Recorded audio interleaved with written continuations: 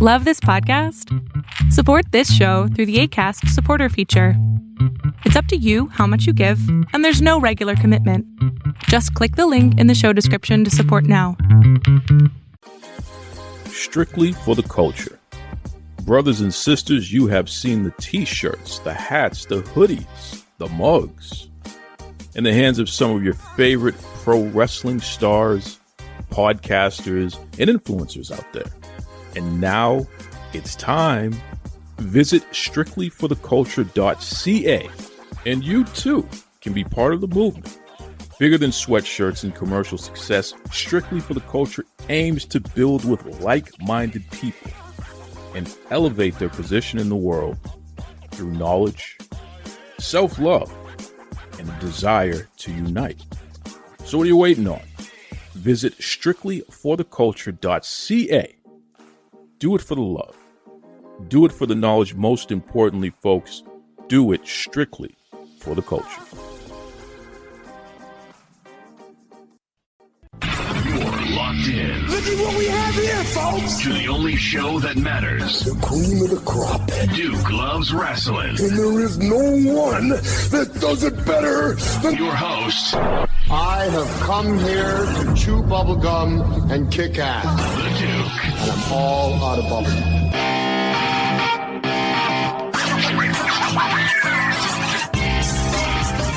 Brothers and sisters, welcome back to another wonderful edition of Devon and the Duke. It's the limited podcast series hosted by your main man, Duke Loves Wrestling, and of course, one of the greatest of all time. Now we got to call him the 5-time Hall of Famer. Oh my goodness, brother Devon Dudley. How you doing there, Devon? I'm good, man. In here cleaning my daughter's messy closet, but other than that, I'm good. Wait. How old is this daughter? She's 6. 6 years old, and you getting everything organized so she can come back later and mess it up again, huh? It's really the 4-year-old that comes in here and does that. I love it. It's funny, folks. I always say to Devon, the real reality show that would go through the roof and have all the ratings would be Devon's household, because every single day this guy has so many different adventures, especially with the little ones running around, right? Absolutely. They're a handful, I tell you that. It's amazing, man. But you handle it well. I mean, I hear the interactions and what have you. You handle it really, really well, which is funny. But what an interesting dichotomy. This big hulking guy, and you have these little ones, and it's a battle every day.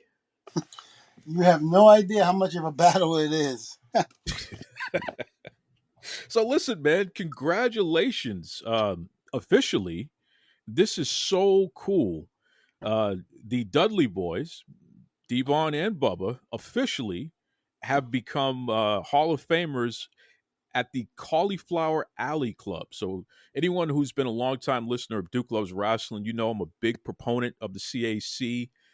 B. Brian Blair and the whole team over there, they do such a fantastic job of honoring the legends and making sure that they help out folks who have medical health issues or have fallen on hard times or what have you. From a financial standpoint, they really do a lot for folks. But they do their annual convention, their homecoming, so to speak. And each year they honor just the greats, folks who really have contributed to the pro wrestling industry in a positive manner. And it is so awesome that the Dudley boys were officially inducted. This is your 5th Hall of Fame induction here, Devon. How does that feel? I mean, it feels great. I mean, of course, the biggest one that I've always wanted to be when I got in this business was, of course, the WWE Hall of Fame. So in accomplishing that, now, TNA, the ECW Hall of Fame at the ECW Arena, and right where I live, the Brevard County Hall of Fame right here, because we've had so many athletes that were here in Brevard County in Melbourne, Florida, and now they have their own Hall of Fame. So it's been great. It's been a great ride. It's been a great ride indeed, and it's interesting. I mean, when you're up and down the road doing what you have to do in order to make a name for yourself, all the sacrifices that you and your family have had to make in order for this career to be what it is. You know what I mean? Literally something that is legendary, something that is uncommon, something that it's really set apart from the norm. How does it feel reflecting back that you're getting your flowers? So, I mean, listen, it's 2024, Devon, and you're still getting put over to this degree. You're still getting put in the Hall of Fames. Well, I mean, everything that Bubba and I have accomplished, a big deal in a lot of people's eyes, and we've touched a lot of lives. So I'm very happy and honored that even to this day that we're able to do that and to be recognized by so many people. Talk to me about the CAC weekend there, because you were out there with all the different legends, and one of the featured honorees. You and Bubba, you both were there. Who were you excited to see? Folks that you hadn't seen in a while, folks that you were surprised to see there. Tell us about it, man. Well, The Rock's mom was there, which was great. Every time I see her, it brings back memories because, we were with her son, during the Attitude Era. We used to see her all the time at Madison Square Garden, all the time at the Staples Center. Any major event, she was there, along with uh, Peter Maivia's wife, the grandmother. We were able to see so many and do so many things during that time, and we got really close with the family, and we were able to have that type of relationship. So it was great to see Rock's mom there and to talk about old times and how things used to be. I never thought that I would be doing that, so many years later. But it's just a testament to how much, we did and enjoyed back then because we had a great time. It was a really great run. And I was very happy to be a part and to be able to do things. Again, people like The Rock, people like Bradshaw, who was great. It's always great to see he was there. Kurt Angle, Sting. It was just a really cool time to be there with a lot of people. That is awesome. That is awesome. And of course, it was in Las Vegas. How was the weather and the vibes out in Vegas? It was hotter in Florida than it was in Vegas, believe it or not. I was shocked. It was nice weather in Vegas. That is awesome. Once again, folks, the Cauliflower Alley Club. If you get a chance, you definitely want to check out their annual convention. You can check them out on all your social medias, check out their website, the whole 9 yards. You can become a member. You can become a lifetime member. They have so many different ways that you can contribute to the CAC. It is worth it for sure. Once again, it's another way that you can help these wonderful legends out and also just celebrate them. You know what I mean? It's really a special time there. Now, you brought up the family there. You saw The Rock's mom and what have you here. Unfortunately, we lost a major member of the wrestling fraternity, Afa, the Wild Samoan. Do you have any thoughts about that? I mean, we already lost Sika, and now we lost Afa not too long afterwards there. What are your thoughts there, Devon?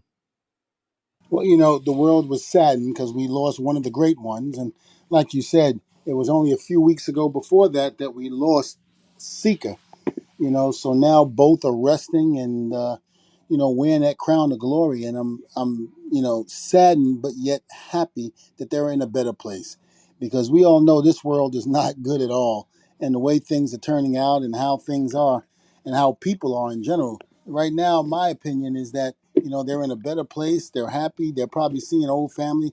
They're probably throwing back whatever they're throwing back, wine, water, beer, with Peter Maivia, and all of that good stuff. So I'm very happy to say that I knew those guys and watched them growing up, and they scared the hell out of me. But at the same token, it was an honor to watch their magic in the ring.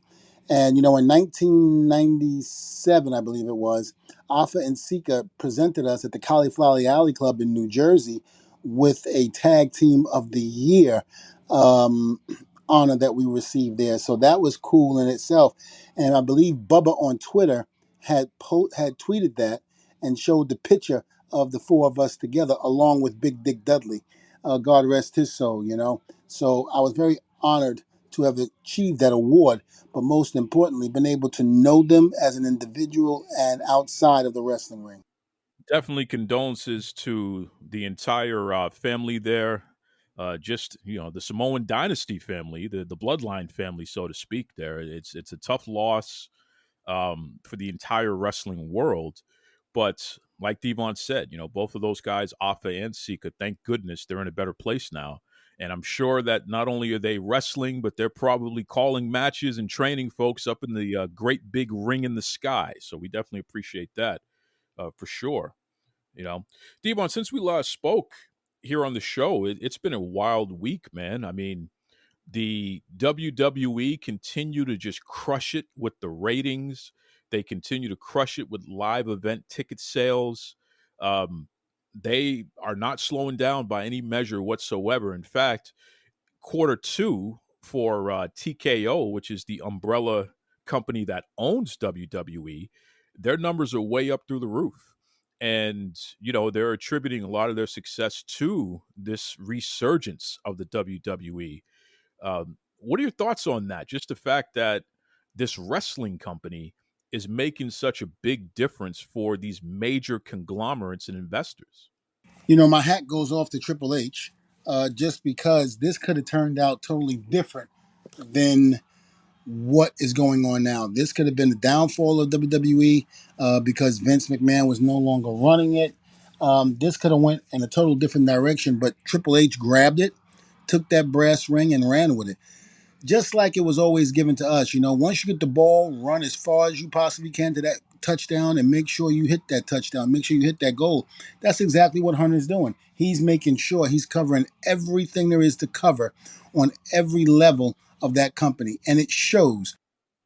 Another interesting thing, Devon, is just the fact that Netflix, legitimately one of the most well-watched, one of the most well-known, one of the most powerful networks, really in history of the industry. There, even though it's a streaming network, it's something that folks, because everyone's connected to the internet now, you can get it on your television and what have you, around the world. Netflix, they were able to boost their ad revenue by 150%. So they've already opened up the floodgates and have started selling ads for 2025. Revenue jumped up 150%, largely, according to Netflix, largely because they signed Raw, WWE Raw, which debuts in January 2025. So I want to get your thoughts on this, Devon. Here we have your family, this company that you have made such great contributions to, that you're in the Hall of Fame, WWE. They're able to have that kind of financial impact on Netflix. What are your thoughts on that, man? I think it's a beautiful thing. Triple H is doing a fantastic job. You know, I love the fact that people consider the WWE my family, because they really are. And not to bring up old crap, but, again, when Tony Khan says that he's the Pepsi of the WWE and WWE is the Harvey Weinstein, of course, we all know that comment was, towards Vince McMahon. But that is so far from the truth, is what he's saying. But, again, I'm not bashing Tony, guys. So AEW fans, don't hate me. I ain't bashing him. I'm just saying the wrong statement to make, and that's already been addressed, that it was the wrong thing to say. But that's why it hurts me every time I think about what he said, because look at what WWE is doing. And it's all in contribute to Triple H taking power. I have nothing but respect for Vince for everything that he's accomplished. Do I approve of the things that he's allegedly has done? No. Because again, I say allegedly because he has not been proven guilty yet. It has not gone through a court of law yet. But I don't condone any of that. So, but I do like to address that what the man has done since he took over the business from his father, has brought us all here today. Vince McMahon is the reason why there are wrestling podcasts. There are independent wrestling shows now, or autograph signings and things like that. He's made us millions and millions of dollars, and I'm just very happy that that is the case. uh, that he has done that for us. So again, not knocking that man at all for all his accomplishments and what he's done. And I'm saying all of this is because I don't want people to think that, oh, he's on the Triple H bandwagon now. No, my hat goes off to what Vince McMahon created in the wrestling business. Uh, I don't condone the alleged allegations that has been presented in front of him. But again, he has not been in the court of law. He has not been judged by his peers fairly, and he has not been proven guilty or innocent yet. So we all have to wait and see what happens as that unfolds. But again, Triple H is freaking doing a tremendous job. Everybody that I've spoken to, I would say 95, 98%, and that's a good number of the people that love the transformation from Vince to Hunter. And it's just to contribute to what he's done. So am I surprised that the numbers are like that? No, I think everybody who didn't have Netflix, who are wrestling fans, are now getting Netflix and being ready for the merger between the WWE and Netflix. And I think that contributed why those numbers are up the way they are. And people are just excited about the new merger between Netflix and WWE because guess what? We ain't got to be PG no more. There's a chance that WWE can go back to the Attitude Era ways, so you never know. It's going to be something to see how this all unfolds and takes place. It sure is. And listen, Devon, I got to ask you this because I'm wondering about this because we're talking Netflix now. Every single weekend, I check out Netflix. My bodyguard and I is what I call my lady. My bodyguard and I, we watch Netflix usually on a Saturday evening after dinner. And we watch these international shows. We watch these movies and just have a great time and what have you. That's our way of capping off the week, so to speak. That's our treat. Devon Dudley, would you make yourself available for your own Netflix movie or series? Now, follow me on this one, Devon, and folks listening here. By day, he is a youth pastor and a preacher. He leads his flock, and by night, he's out there fighting crime. Okay. Talk to me now, Devon. I think this could work, man. We could get this in development or something now. Listen, if somebody's out there that wants to do a movie for Netflix, whether it be a B movie or not, I'm all for it. I always wanted to cross over into that field because I really enjoyed it. We did a TV series called The Mullets, Bubba and myself, along with Lonnie Anderson, and the guy who played in not Kramer, the guy who played in oh God, what's the name of that TV? Seinfeld, Elaine's boss. I think they called him Peterman on the show. They called him Peterman on the show, I think it was. Peterman, I think you're right, yes. So we had a great time filming that episode of The Mullets. Now, The Mullets did not last long at all. I think it was like 2 or 3 episodes, but I enjoyed doing it and had a real good time doing it. Stuff like that I really enjoy immensely. And if given the opportunity again, I would do it. I've been trying to talk to people in terms of maybe trying to cross over into that field and let's see what happens. But if the door is open, Topanga, I'll put you through a table. You get me an acting role. See, okay, Topanga, we're throwing out the gauntlet here. Danielle Fishel, we're circling back.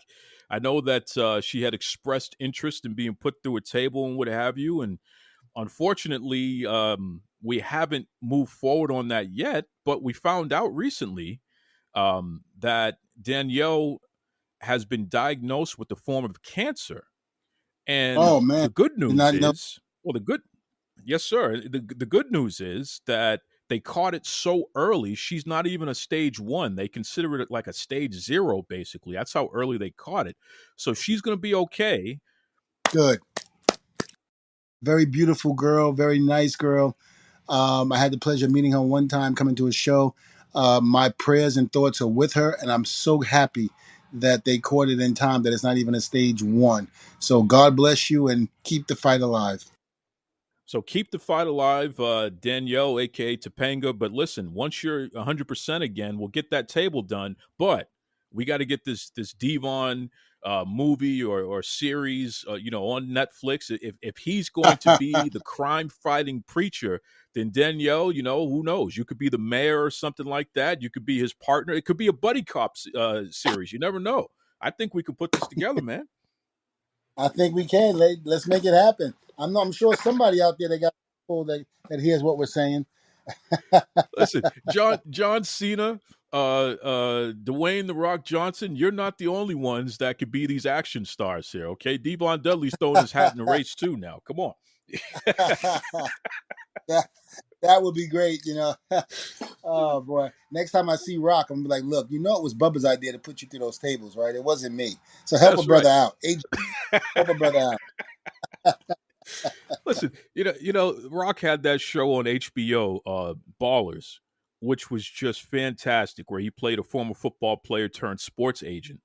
And in my opinion, his acting chops really went through the roof with the show like that, because he got to play something that was a lot more familiar with who he is personally. So yeah, man, The Rock with his $7 entertainment, they could be the ones to develop this whole Devon. I'm staying on this Devon, okay? I'm gonna keep banging on the door until we get this thing done. All right.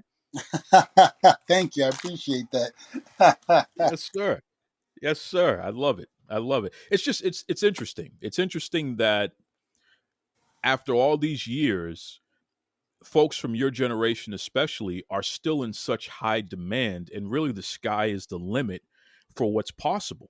I mean, one of the great things that I saw that you posted recently is that you finally got your bobbleheads. Right? Talk to me about the Dudley Boys bobbleheads. Yeah, somebody sent that to me. Someone that you actually know, but I don't want to mention the name because people like to talk shit. But he sent me a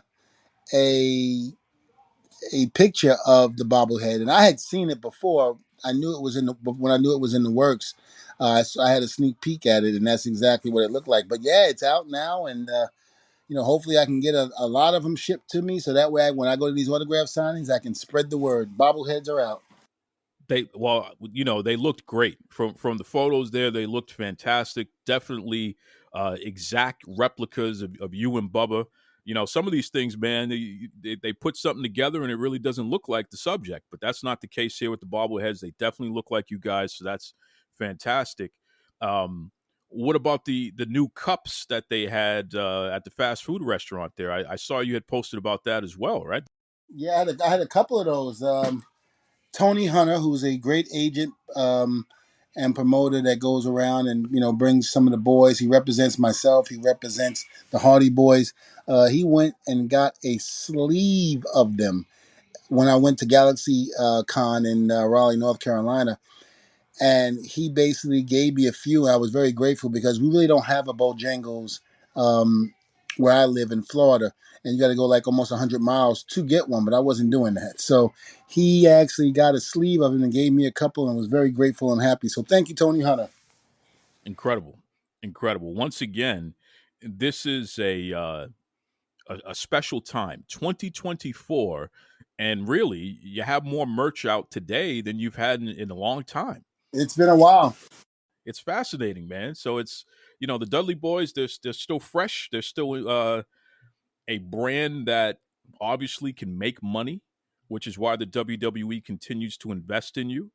And it's just really a special thing to see there. I want to contrast that for a second, Devon, because on the other side of the coin, you have, unfortunately, AEW, where they just do not move merchandise. It's not a thing that they figured out. They don't seem to have a stable infrastructure where the talents that they have can actually move merchandise. Now they do, move some t-shirts here and there, but when we start getting into all these other types of collectibles that really matter, the proof is not in the pudding so far, and it's crazy. How important is it for these different types of merch, different types of memorabilia to exist, especially when your wrestling career is over and you're doing more of these signings and things like this? How important is it to have that type of stuff out there that fans can get a hold of? It's very important, and I'm going to say this again. I'm a fan of AEW's. I'm a fan of the workers there. Some I've worked with, and some I've never met. And a lot of them that I've had the opportunity to meet. Some of them watched me and Bubba and the Attitude Era growing up, and they are respectful, um, you know, to the people that have come before them. So I'm extremely, happy to say that I am a fan of AEW's workers there. They work hard, they bust their behinds, and they try to put on the best they could possibly be. But what I'm going to say about this is that in order for these guys to do what they're doing, you have to have the right machine behind you. And what I mean by that is, like you said, they're not pushing the merchandise the way they should. And if that's the case, then they need to regroup and start doing that. Tony Khan has to start thinking about maybe that should be the next thing on his agenda, to learn how to push merchandise for the people that work, for him, and, do like WWE is doing. Because, in WWE, we were all, especially during the Attitude Era, oh my God, when that merchandise check came, good God, you were happy. Because all the action figures, the video games, and things like that, the little stuff that they did, the T-shirts, it meant the world. It added so much more to your paycheck, where you could feed your family and live the lifestyle you always wanted to. So again, pumping out that merchandise is very good. And I think that should be one of the main focuses in that company. Tony needs to concentrate on merchandise as well. There's a lot of things I feel Tony needs to concentrate on, in terms of that company, to get it to where it needs to be. But I think Tony needs somebody, again, and we've all said this, he needs somebody that's going to be on that level like they have in WWE, that will help him to make that company grow, because he has a gold mine. He really does. And he has to be able to realize that. Now, I don't know if the rumors are true about Shane McMahon coming in. And if that is the case, then right there is where your gold mine, that right there is going to help him tremendously. Because if there's one thing I know, Shane McMahon is extremely smart. After sitting under the learning tree under his father, he sat and learned, and he's a very smart man when it comes to business. And again, I heard somewhere that he was the one that initially went to his father and wanted to invest in the UFC way before the UFC became what it was. He saw the writing on the wall with that. In my opinion, he's like Vince. He's like Vince. Vince saw the writing on the wall in terms of taking the WWE to a national level, and that's exactly what he did. And he made the WWE what it is today. So Shane had that same vision with the UFC, but of course his father said no, and that he didn't think anything of it. Now, 30 something years later, he wind up selling the company to them. Great point. Great point. I wonder about this because of course, everyone's speculating, not just people in the industry, but the fans. The rumor mills are going crazy and what have you. Let me play a little fantasy booking for a second here with you here, Devon. So this is we're just hypothetically speaking here. This isn't some inside info or anything like that. This is strictly your opinion here, Devon. If you were running a wrestling company that was on WBD networks, you have all these great talented folks and what have you, you're doing what you can to try to compete and try to stay alive, would you bring in the son of the guy who built what essentially is your biggest competitor and the number one company in history? Would you actually bring one of those family members into the fold of your company? I mean, because for me, I would feel like that's a Trojan horse, and I would be afraid that eventually that could be a hostile takeover that could be in the works there. But I want to get your take as somebody who actually is a legend in wrestling and who has seen more than a few things more than a few times. From your perspective, would you say that's a safe move to make? Again, you look at all elements. Shane doesn't have to want a need from anybody. He's a McMahon. He's taking care for the rest of his life. Think about who his wife is. You know, um, with the family background, with the oil business, um, he doesn't have to worry about anything in terms of financially. So that's one thing I don't think that I would have to worry about when it came to him. A hostile takeover, again, there would be some rules set in place, which is smart business. You wouldn't just bring them in with no rules or contract being made. So I'm sure things would have to, be worked out within my legal team if that was the case.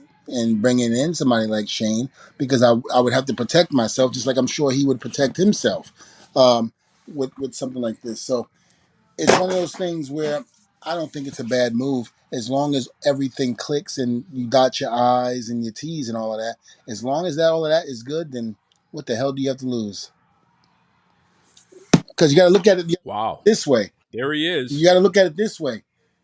They're not doing too good in the ratings now. Like you said, they don't do good on merchandise or anything like that. So what does he have to lose? It's a great question. It's a great question. I just worry, and maybe it's because I'm a student of history.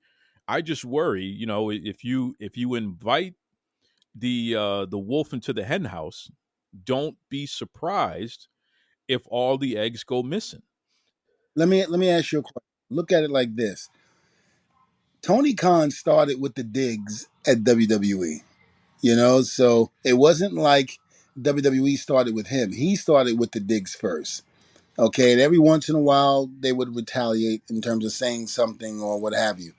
But again, I don't look at it necessarily as being a wolf. I mean, again, WWE doesn't need AEW. That's the thing. They don't need them. They're doing quite fine, as we can tell, all by themselves. And to actually use a company like AEW, it's like they don't need it. They're helping out TNA, helping to get them back on the map, using some of their guys and things like that. So to me, I just think it would be a smart move to bring in somebody like Shane, because Shane has that business savvy like his father. And I think he can produce and do exactly what AEW would be looking for. And he has that drive. To me, he reminds me of a young Vince when Vince wanted to take over the wrestling world. He could do the same thing for AEW. He can help Tony take over the wrestling world. And if that's the case, guess what? You got real competition again. Well, definitely you got real competition because just having Shane in the company, and especially if you put him on camera, even once, people are going to tune in for that. People are going to tune in. They're going to want to see what happens. They're going to be speculating online. So they finally would get some press for something that's not negative for a change. You know what I mean? Yep, but I remember in TNA when Hogan came in and he was doing stuff, people were allegedly thinking that Hogan was sent. Vince sent Hogan in to destroy TNA or to find out how big TNA was really becoming. And, again, I don't know it to be true. Nobody really knows it to be true if that was really the case, because we all find out on crap like these documentaries that they're doing that, hey, Vince McMahon had something to do with Hogan coming into TNA, and it was a downfall. He wanted Hogan to destroy TNA. He didn't want competition. You never know what is being done behind closed doors until 20, 30 years later. And then you see, and you're like, oh my God, that makes sense. This is why they're doing what they're doing. But at the same token, I don't think there was any rumor to that about Vince paying Hogan to come in and destroy TNA. Just like the rumor was that he went to WCW because of that. I don't know. I don't know. I don't think any truth to that at all. I just think that bringing Shane in would be a great idea, and it would be a great move on Tony Khan's part. Well, you just opened up a gateway here, and now I'm going to ask you directly because I've always wondered about this. You're talking about Hogan going into TNA and possibly being a spy. That was definitely the popular thing on the internet back then. Hogan's a spy and he's reporting back to Vince and what have you. What about Devon Dudley? I'm going to ask you directly, Devon. This is a big exclusive now, folks.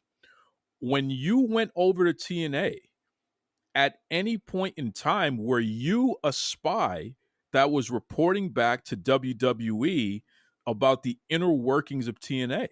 Hell no, I wasn't even in the meetings for TNA.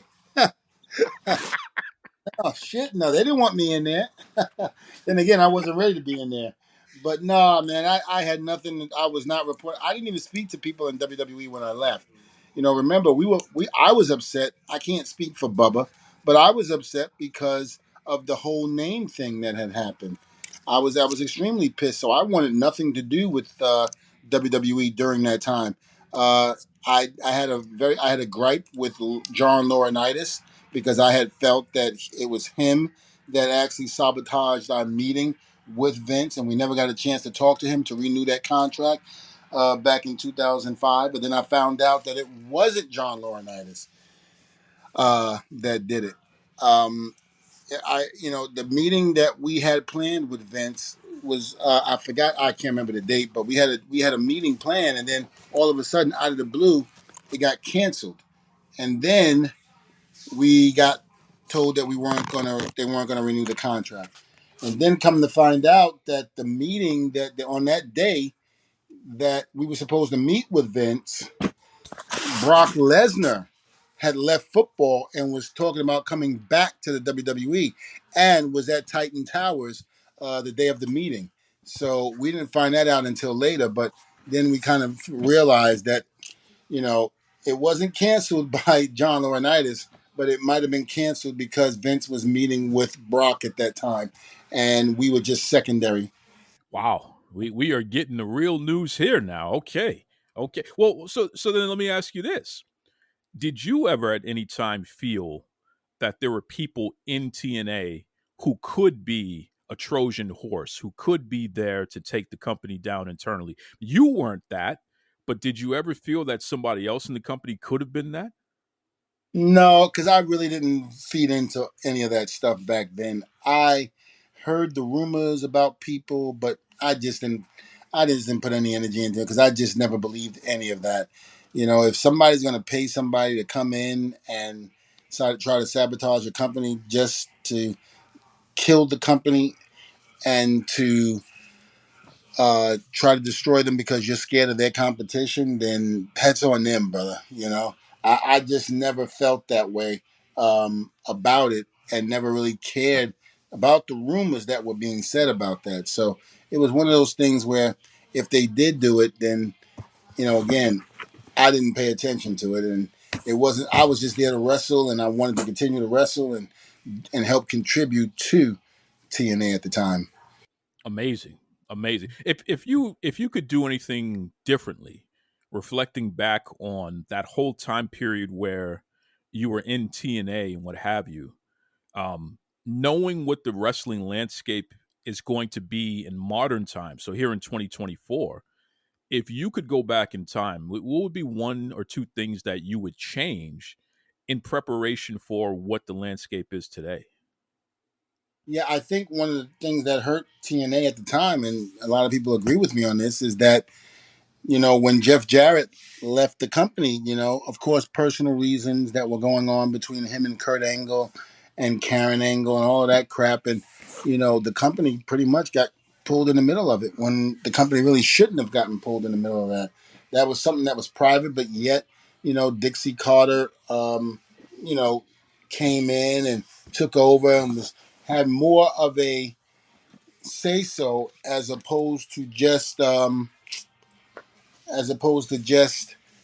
um, just being a financial person because Dixie was not smartened up to the business like that where she could call shots, but apparently she did that. So Wow, that's a big one. That's a big one for sure. Because that was basically a major power struggle, not only behind the scenes in management, but also from a talent standpoint too, right? absolutely. Did it feel like people were unfortunately having to choose sides, so to speak, or for the most part, did the talent just stay the hell away from that whole toxic situation? No, nobody had to choose sides. Everybody just stayed away. Deep, Yeah, the talent get mixed up in it. deep, deep. It's ironic because here we are today, and those folks figured out a way to work it out. Jeff, Karen, Kurt. It seems like everybody has figured out how to move on with their lives and still be a family all at the same time, right? Absolutely. I mean, everybody's moved on. Kurt has moved on, got remarried to a beautiful woman, and have beautiful kids with her. Karen and Jeff has moved on and raising their family and doing well. So everybody came out of this unscathed, thank God. Thank God indeed, and shout out to all of them, especially the kids. It's kind of crazy when we look at your children, Devon, especially your boys who are in the wrestling industry there, Terrence and Terrell. These are grown men.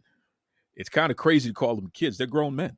You know what I mean? So it's crazy how time flies, and the same can be said about the children of Kurt Angle, Karen, Jeff Jarrett. These are grown people now, folks. And I say that for this reason. Please be careful with what you say and how you say it, especially as you're commenting on these people's lives. One of the things that always frustrates me, and I definitely want to get your take on this, Devon, is this crazy thing. Kurt Angle has been very open about his addiction struggles in the past and how he was addicted to those pain pills, and of course he would be with the broken neck and all that other good stuff and all the damage he did to his body after the Olympics and pro wrestling. So you definitely can understand the unfortunate challenges he had to face and overcome, and he's a better man for it today because he has been able to overcome that. But a lot of people, they snicker and they give him this nickname Perk Angle, and they call him Perk Angle, and they go back to certain parts of his career, especially in TNA, where it's like, well, this is when he was really addicted to those drugs, and he's doing all these crazy dives and things like that because he's on those perks, man. Perk Angle, Perk Angle. And as somebody who, in Massachusetts, I've seen the opioid crisis and how it's decimated so many families and so many lives, and it's hit us as hard as it has in any part of this nation. And we are actively still dealing with the challenges, especially in our homeless populations and what have you. It is not easy. And if you're a service provider, if you're somebody who's working in any level of government or what have you, even if you're just a regular tax-paying citizen who's not, we all are affected by this thing. It's not something to poke fun at. It's not something to make your little snide remarks about, especially when you have somebody who's been able to overcome those challenges. So it always rubs me the wrong way when I see things like that. What are your thoughts on that whole concept there, Devon? This is when I wish God would expose those who say stupid stuff about people who have an addiction. That especially on social media, when they make up names like that or do things like that, because I'm sure in their closet there are some skeletons that they don't want let out. And for them to, it took a lot for Kurt to go out nationally and admit that the problem that he had and what he was dealing with. But guess what? He's clean and good now. So to make those comments towards this man after everything he's done in his business, this is where the disrespect comes in from the fans. This is where disrespect comes in, period, from people. You don't have to be a fan, because a lot of people do this. When people in the limelight come out and say they have a problem or an addiction, and other people like to sit there and clown it. The bottom line is, I'm sure if you were going through what they were going through, you probably would not have handled it the way you think you would have. So mind your business and stop making these idiotic comments about these people, because again, if the shoe was on the other foot, you would not be able to probably handle it the way they did. Well said. Well said. Let's put to rest this whole quote unquote Perk Angle nonsense that a lot of you folks keep spreading around there, folks. That's enough. Addiction is not something to poke fun at, and you just heard it directly from somebody who is a colleague and a close friend to Kurt Angle. It's not funny. It's not cute. It's not acceptable. So we'll leave there. What is acceptable and what is exciting is one of our faithful listeners, Mr. Davis, Dustin Davis, who is a teacher at West Jackson Middle School out in Georgia. He just became Teacher of the Year down there. This guy's been in the classroom for 21 years. He's also coached youth sports. He has a wonderful family, and some of his kids they do have some disabilities and what have you, and he's always there, a strong parent, in addition to being a strong mentor and teacher. And another cool thing that he does, a couple years back, he created a wrestling club where if the kids at the school get their homework done and they make sure that they're showing up to school so their attendance is good and what have you, they get to be part of the wrestling club where they can talk about pro wrestling, and Mr. Davis, he shows them wrestling matches and what have you, and he even schedules Zoom calls with pro wrestlers who will talk to the kids and encourage them and things like that. So the totality of his career has culminated in him being awarded Teacher of the Year. What are your thoughts on Mr. Davis getting that honor there, Devo? Well, number one, first and foremost, congratulations, Mr. Davis. And number two, thank you for being an advocate fan of listening to the show. It's people like you that keep us going. So thank you very much. I think it's great that what you're doing. Keep up the great work, man, and keep doing what you're doing.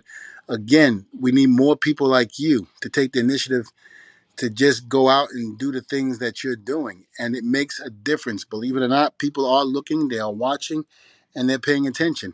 And again, congratulations, and nothing but the success for you, my friend. Indeed. Folks, if you have a special accolade, you or any of your family members, especially if you're listeners to the show, you can definitely send it to us and maybe we'll give you a shout out there. You can hit us up at Duke Loves Wrestling on all of your social media, dukeloveswrestling@gmail.com. Devon, how can they reach you? Well, they can go to Testify Devon on Twitter, Testify Devon on Instagram. My Facebook is private. It's just for my fans. Just for my family and close friends. So can't reach me on Facebook, but Instagram and Twitter you can at Testify Devon. Also, I have my wrestling school, which is Devon Dudley Academy, DDA. You can reach out to me there, especially if you're inspiring to become a professional wrestler and you're in the Florida area. We're 3 minutes away from the Performance Center. We are 5 minutes away from the University of Full Sail. So come on down if you think you have what it takes to be the next Roman Reigns, the next Cody Rhodes, and we'll help you try to achieve that goal and get you started in the right direction. So come on down, give us a call, and let us know if you're ready. That's right. That's right. Do you have any big live signings or anything coming up, Devon, for anyone who wants to come check you out live and get an autograph, share a special memory or what have you? Sure, I will be in Ottawa, Canada. I will be there signing autographs. This will be not this weekend, but the following weekend. So I'm coming back home to Canada, guys. Not home, but I like to consider Canada my home because, again, I've been there so much and wrestled so many times. It's like crazy. It feels like my second home. Ottawa, Canada, Comic-Con, September 6th through the 8th. I'll be there signing autographs. So come on down, say hello, and let's have fun. It'll be at the EY Center again on the 6th through the 8th. Come on down and I'll sign the autographs, take pictures, and sell merchandise. Also, for you folks here in the States, the Northeast's largest autograph expo, big event, Sports Expo, November 9th. That's a Saturday now. Devon is going to be there. He's going to be excited to sign your autographs. Once again, November 9th. BigEventNY.com for ticket information there. You definitely want to check them out if you're in the States. But our fans up in Ottawa next week, you're on. Come out, check out our five-time Hall of Famer, Devon Dudley. Let him know what you think of the show. Let him know what you think about his wonderful career. Let's have some fun for sure. Listen, Devon, as always, man, I appreciate you. I am so happy and proud of the fact that you continue to be honored. You continue to be respected. I'm so happy and proud that we continue to build this wonderful community of listeners who check us out every week and send in their accolades and what have you, and you take the time to shout them out. I mean, it's just really a beautiful thing that's going on here, man. Such positive energy, and we're going to keep that going. So I'm going to give you the last word. Devon Dudley, take us out, bro. Well, be kind to others as if you would want them to be kind to you. And remember, if you fail to prepare, you're preparing to fail. So please always prepare to succeed. That's the biggest thing. This is Tony Schiavone, and we're desperately out of time on Duke Loves Wrestling.